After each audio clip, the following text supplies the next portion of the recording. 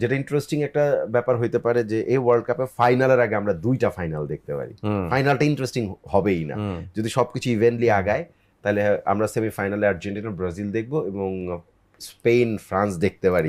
আমি চাই না কোনো ধরনের আলঝাল কিছু লাগুক, এই চারটা যেন এইভাবে যায় আগায়, তারপরে ফাইনাল কে খেললো এটা নিয়ে আমাদের চিন্তা নাই। আমার আরো বড় ড্রিম, সেই ড্রিমটা হচ্ছে এদিকে আর্জেন্টিনা ব্রাজিল থাকবে, ওইদিকে পর্তুগাল আর ফ্রান্স থাকবে, ফাইনালে পর্তুগাল আর্জেন্টিনা যাবে, পর্তুগাল তো শেষবারের মতো একটা রোনালদো ভার্সেস মেসির একেবারে লাস্ট। এইটা তো পর্তুগাল নিজের কপালে নিজের পায়ে নিজে কুড়াল মাইরা আমাদের এই মানে স্বপ্নটাকে নষ্ট করতে, গ্রুপ চ্যাম্পিয়ন হইলেই তো এই পাথে আগে দেখা হইতো, বাট এখন দেখা হবে ফাইনাল যদি হয় আর্জেন্টিনা ভার্সেস পর্তুগাল। সো আর নাহলে কোয়ার্টার বা সেমিতে দেখা হয়ে যাওয়ার কথা ছিল, কোয়ার্টার দেখা হইতো মেবি কোয়ার্টারে, তো সেটা তো হয় নাই, পর্তুগাল করতে দেয় নাই, রোনালদো আমাদেরকে মানে আশাহত করছে। বাট এখন যদি আর একটু আশাটাকে বড় করে এটাকে টাইনা মানে এটা একটা কনস্পিরেসি থিওরি, সে কোয়ার্টারে মিট করতে চায় না, সে মেসিকে একবারে ফাইনালে দেখা হবে একদম, মানে ওই প্ল্যান করেই তারা ওদিকে চলে গেছে আর কি, ড্র করে। এবার খুবই এক্সাইটিং, মানে বলাটা খুব মুশকিল হইতেছে, তবে মানে যেটা প্রেডিকশন